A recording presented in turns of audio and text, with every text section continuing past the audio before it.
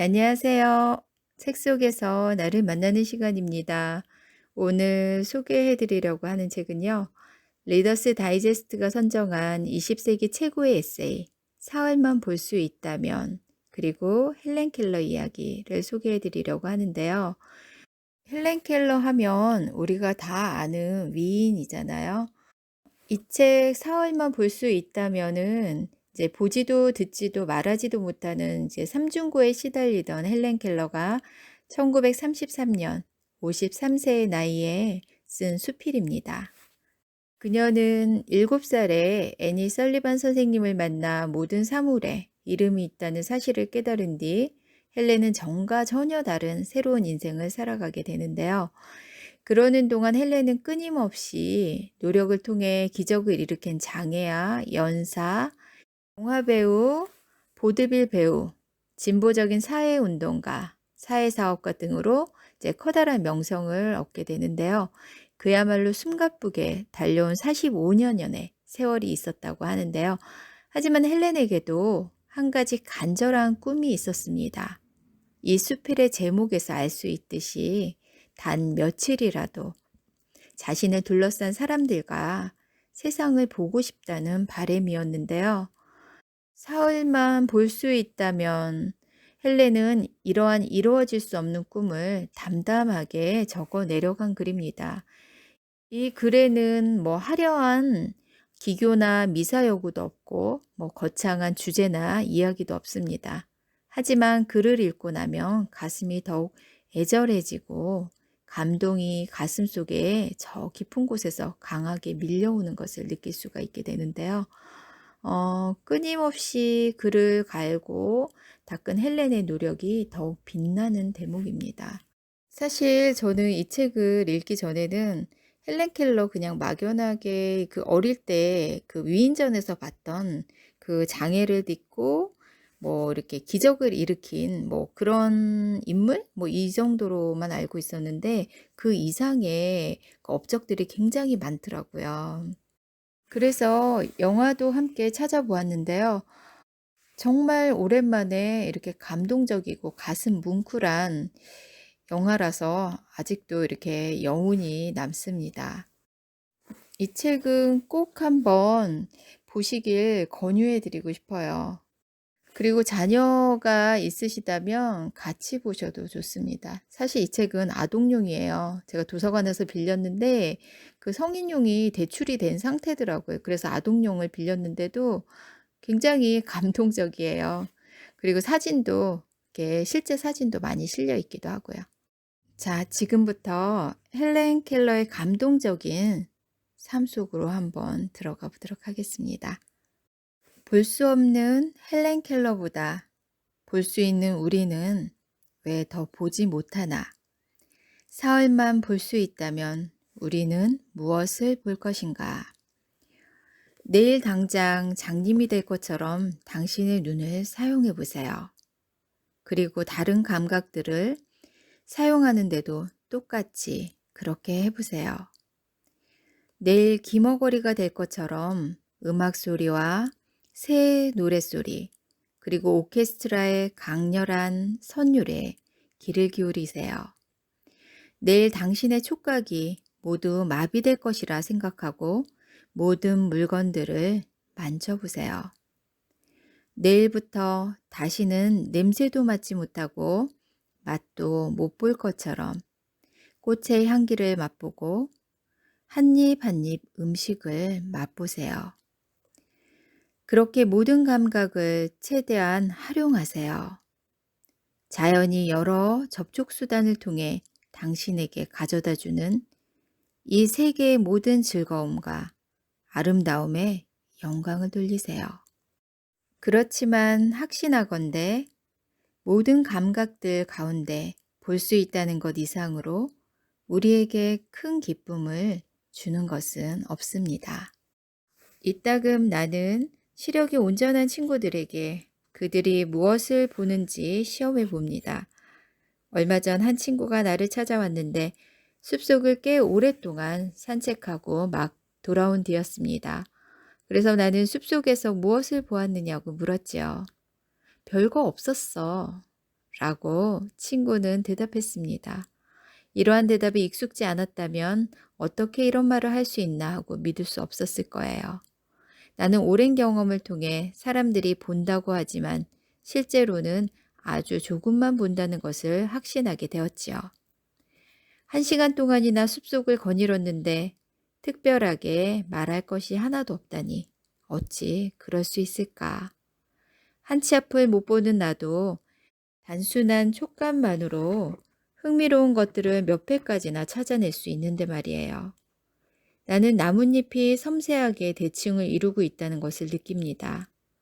손으로 은색 자작나무에 부드러운 살가죽을 사랑스럽게 쓰다듬거나 소나무의 거칠고 울퉁불퉁한 껍질을 만져봅니다.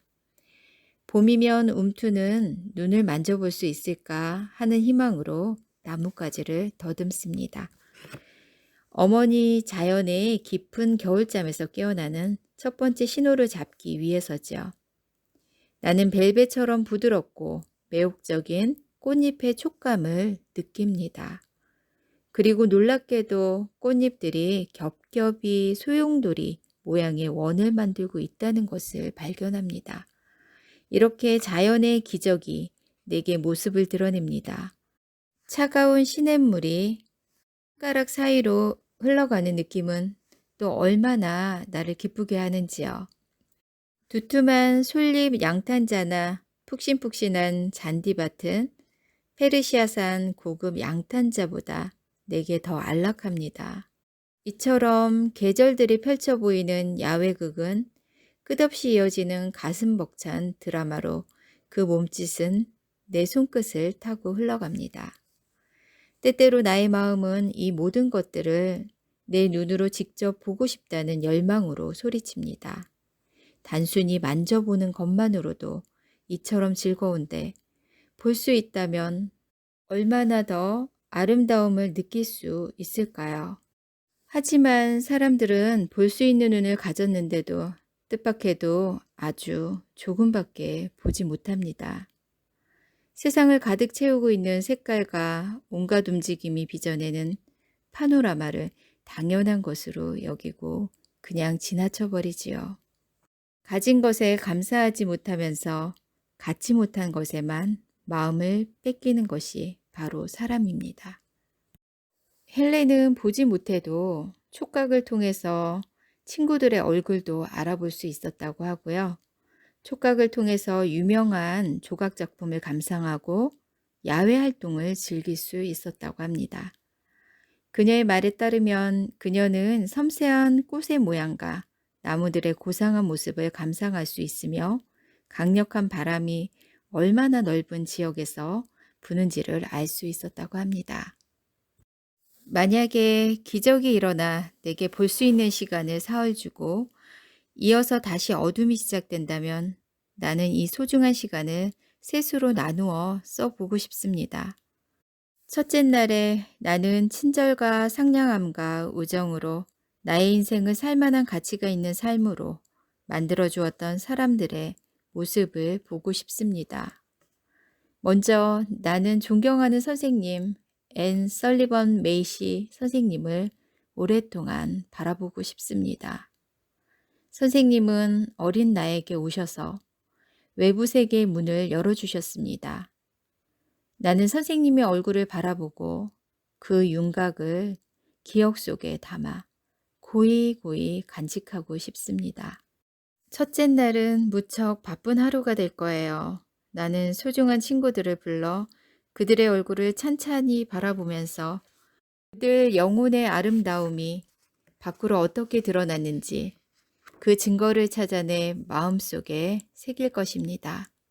그리고 내가 데리고 있는 충직하고 믿음직한 개들의 눈도 들여다보고 싶습니다.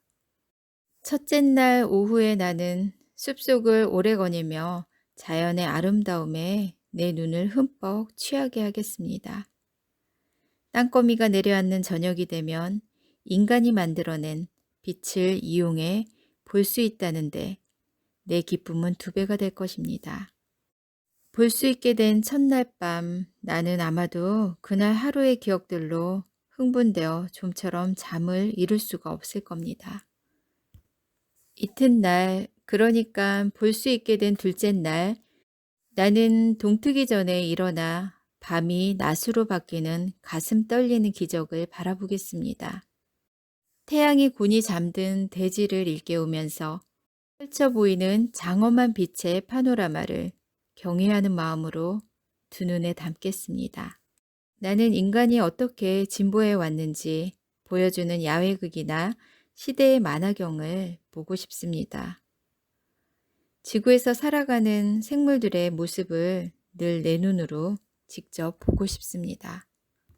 박물관과 미술관에 가서 예술을 통해서 인간의 정신을 탐색해 보고 싶습니다. 다음 날 아침이 오고 나는 새로운 즐거움을 발견한다는 기대에 들떠 새벽을 맞이할 것입니다. 확신하건대 진짜로 볼 수 있는 사람들에게는 매일 새벽은 끊임없이 새로운 아름다움을 발견하는 시간일 것입니다. 셋째 날이자 내가 볼 수 있는 마지막 날입니다. 내겐 무엇을 후회하거나 동경하면서 낭비할 시간이 없습니다. 봐야 할 것이 아직도 너무 많으니까요. 첫째 날에는 생명이 있는 것이든 없는 것이든 내가 사랑하는 친구들을 보았고, 둘째 날에는 인간과 자연의 역사를 살펴보았습니다. 그리고 오늘은 현재 사람들이 일하며 사는 세계, 사람들이 일 때문에 자주 다니는 곳을 찾아가려고 합니다. 그렇다면 사람들이 바쁘게 움직이며 살아가는 여러 모습을 보여주는 곳으로 가고 싶습니다. 사흘 동안만 볼 수 있다면 이 날들을 어떻게 보낼지 짧게 써보았습니다. 하지만 내 이야기는 당신이 곧 장님이 될 거라는 것을 알게 되었을 때 여러분이 세울 계획과는 맞지 않을지도 모릅니다. 하지만 나는 확신합니다. 만약 당신이 다시 볼 수 있는 그런 운명을 만난다면 분명히 당신은 옛날에는 보지 못했을 것을 보게 될 것이며 곧 닥쳐올 기나긴 밤을 위해 그 기억들을 저장할 거라는 걸요. 당신은 전과 똑같은 식으로 눈을 쓰지 않을 겁니다. 당신이 보는 모든 것들이 당신에게 소중할 거예요. 당신의 눈은 시야에 들어오는 모든 것들을 세세히 만지고 감싸 안을 겁니다. 그러면 마침내 당신은 정말로 보게 될 것이고 아름다운 새 세계가 당신 앞에 저절로 열릴 것입니다. 책 중간중간에 헬렌 켈러의 모습이 찍힌 흑백 사진들이 많이 있어요. 처음에는 이제 이렇게 측면 모습으로만 많이 찍혀 있는데 굉장히 모습이 아름답습니다. 실제 모습이요. 나중에는 수술을 통해서 그 푸른색 유리 구슬로 이제 눈을 이렇게 바꿨다고 하는데요. 그냥 사진에서 보면은 그냥 정상이 나고 별로 다름을 못 느끼겠어요. 헬렌 켈러는 이제 자신의 얼굴을 본 적이 없지만 다른 사람에게 어떻게 보이는지 헬렌에게는 중요했다고 합니다. 머리는 말쑥하게 손질하고 옷도 늘 잘 골라서 입었다고 하는데요. 헬렌은 모든 장애인들이 멋지게 보이기를 바랬다고 합니다. 그래서 평생 동안 다른 사람들의 삶이 더 나아지게 하기 위해서 노력을 했고요. 늘 멋지게 보이는 것 또한 이러한 노력의 하나였다고 하네요. 실제로 헬렌 켈러는 이제 외모가 빼어났다고 하는데요. 이런 아름다움과 영리함을 그의 엄마에게서 물려받았다고 하네요. 헬렌의 아버지는 남부의 명문가 출신으로 한때 변호사로 일하기도 했다고 하는데요. 한번 결혼을 하고 상처한 후에 20살 어린 헬렌의 엄마 케이트와 결혼하여 헬렌을 낳고 그 밑으로 동생 둘을 더 낳았다고 하네요. 헬렌은 태어날 당시에는 정상아로 태어났다고 합니다. 태어난 지 19개월이 되던 해에 뇌수막염, 성용열 같은 이런 열병을 앓은 후에 시력과 청력을 모두 잃었다고 합니다.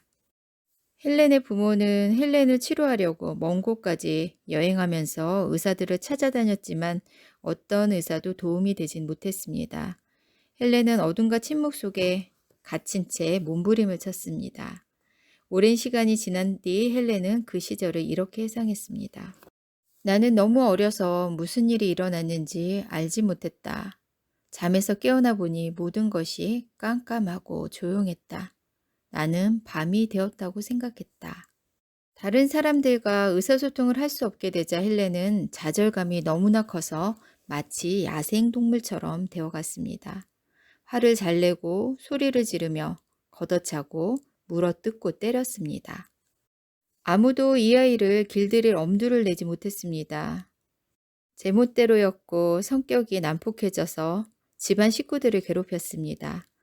접시를 깨고 다른 사람이 먹고 있는 접시의 음식을 마구 휘저어 놓는가 하면 거실로 뛰어들어가 할머니를 꼬집기도 했습니다.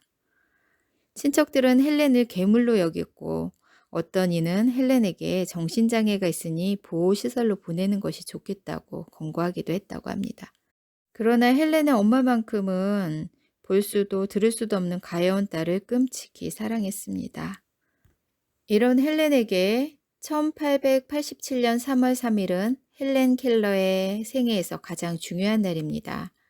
헬렌의 운명을 바꿔놓은 애니 선생님을 만난 날이기 때문이죠. 헬렌이 만 7살을 석 달 남겨놓은 때였습니다. 앤 설리번 선생님은 아주 불우한 시절을 보냈다는 점에서 헬렌 켈러와 비슷한데요. 앤 설리번의 부모는 아일랜드에서 건너온 아주 가난한 사람들이었다고 하는데요. 그의 아버지는 알코올 중독자였고 어머니 또한 애니가 8살에 세상을 뜨고 말았다고 합니다. 그의 동생들도 결핵을 앓고 건강치 못한 장애인이었다고 하네요. 본인 자신도 어렸을 때 심한 결막염에 걸려 시력이 많이 안 좋아졌다고 합니다. 이렇게 불우한 어린 시절을 따뜻한 사람의 손길로 극복을 할 수가 있었는데요. 이런 은혜를 자신과 같은 사람에게 도움을 주고자 했다고 합니다. 그래서 헬렌에게 이렇게 헌신을 할 수가 있었던 것 같습니다. 영화에서도 보면 앤 설리번 선생님이 그 마치 야생동물 같은 그 헬렌 켈러를 길들이기 위해서 굉장히 노력을 많이 합니다. 진짜 사투를 벌이는 거죠. 막 이렇게 그 난폭한 행동에 의해서 이렇게 이빨이 부러지는 장면이 나오더라고요. 정말 보통 사람들 같았으면은 아마 두 손 두 발 들고 도망갔을 거예요. 그럼에도 설리반 선생님은 헬렌의 귀와 눈가기를 틔워주기 위해서 그녀의 곁을 떠나지 않습니다. 매일매일 손바닥에 촉감을 통해서 사물을 인지하게 하고 그리고 손바닥에다가 이렇게 글씨를 써줌으로써 세상에 사물들이 이름이 있다는 걸 알려주려고 끊임없이 노력을 합니다. 헬렌은 날마다 새로운 낱말들을 배웠지만 아직도 그 낱말과 사물의 관계가 어떤 것인지 이해하지 못해서 답답해했다고 하는데요. 근데 마침내 기적과 같은 일이 일어났다고 합니다. 헬렌은 훗날 자서전인 내가 살아온 이야기에서 이날을 돌아보며 이렇게 썼습니다. 나는 그제서야 내 손 위에 쏟아져 내리는 차가운 물의 이름이 물이라는 것을 알았다. 살아 숨쉬는 낱말의 입맞춤을 받은 내 영혼은 긴 잠에서 깨어나 빛과 희망과 기쁨을 맛보았고 비로소 자유를 찾았다. 그 이후 헬렌 켈러는 설리반 선생님의 도움으로 레드클리프 대학까지 진학하는 기적을 이루어내는데요. 그녀의 사례는 세계적으로 굉장히 주목을 끌게 됩니다. 우리가 알고 있는 헬렌 켈러는 대부분 여기까지 얘기거든요. 장애를 이겨낸 기적의 여인 뭐 이 정도인데 그 이상의 그 이면에는 우리가 알지 못하는 이야기들이 많더라고요. 대학을 마친 그녀는 그 이후에 보통 사람들이 생각하지 못하는 굉장히 큰 일을 많이 이루어냅니다. 그 당시 미국은 굉장히 혼란스러운 시기여서 그러니까 2차 세계대전이 이제 끝나고 냉전 체제로 접어드는 시기였는데 그래서 이제 구소련하고 미국하고 이렇게 나눠주면서 사회주의와 자본주의로 이렇게 나눠지는 시기라 민주주의 체계를 굉장히 강요하는 시기였다고 하네요. 그리고 그 당시에는 남북전쟁이 끝나고 백인 우월주의와 인종차별이 굉장히 심했다고 하는데요. 그런 시기에 헬렌 켈러는 이제 사회주의 운동을 하면서 소외받는 여성, 또 흑인을 위한 인권운동에 적극 참여하면서 소외되고 가난한 사람들, 그리고 흑인 여성을 위한 사회 활동을 적극적으로 하기 시작합니다. 그래서 미국 정부의 미움을 샀기 때문에 그 FBI의 감시까지 이렇게 받았다고 하네요. 그래서 그 헬렌 켈러의 20살 이후에 그런 이제 활동이나 업적에 대해서는 그렇게 그 찾아보기가 힘들다고 해요. 미국 정부는 그녀가 기적의 여인 성녀로만 이렇게 부각되기를 바랬던 거죠. 정치적 발언을 원치 않았다는 얘긴데요. 그래서 누군가가 헬렌을 뭐 조종하고 있다 이런 말까지 했다고 합니다. 헬렌 켈러는 장애의 몸으로 노동자들을 직접 찾아가고 빈민가를 찾아가서 소외된 사람들을 직접 만나봅니다. 그리고 글도 쓰고 강연도 하며 세계 곳곳을 방문하기도 하는데요. 우리나라도 이렇게 방문했다고 하네요.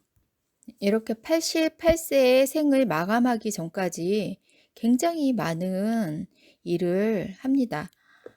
영화에도 직접 출연하기도 하고요. 무슨 공연도 하고 연설도 하고 굉장히 많은 일들을 이뤄냅니다. 물론 이 모든 일을 애니 설리번 선생님과 함께 하지요. 헬렌 켈러는 평생 까만 어둠 속에서 살았습니다. 촉각, 후각, 미각으로 세계와 접촉하고 수와 점자, 입술 읽기로 세상을 보고 듣고 배웠습니다. 몸의 감각을 통해서만 세상을 본 것이 아니라 상상력과 마음의 눈으로 세상을 보았습니다. 볼 수 있는 사람들보다도 더 많이, 더 깊이 세상을 보고 이해하고 깨달았습니다. 헬렌은 사람이 지닐 수 있는 가장 큰 장애를 짊어지고 괴로워했지만 그 장애 앞에서 용기를 잃거나 굴복한 적이 없습니다. 언제나 어려움을 딛고 다시 일어섰습니다. 마음의 눈은 언제나 미래를 향해 있습니다. 나는 낙관주의자였기 때문에 행복하다라면서 낙관주의자가 자신의 신앙이라고 말했습니다. 헬렌 켈러는 뛰어난 감각을 통해 받아들인 것에 풍부한 상상력을 더하여 마음의 눈으로 그것을 보고 들었습니다. 상상력이 만들어내는 세계는 너무나 드넓은 것이어서 실제보다 더 크고 더 아름다운 세계 속에서 살았다고 할 수 있지 않을까요? 저는 이 책을 읽으면서 이렇게 그동안 내가 볼 수 있는 눈을 가지고 있으면서도 보지 못하고 들을 수 있는 귀를 가지고 있으면서도 듣지 못하는 제 자신을 발견한 것만으로도 정말 굉장히 감사합니다. 오늘도 행복한 날 되세요.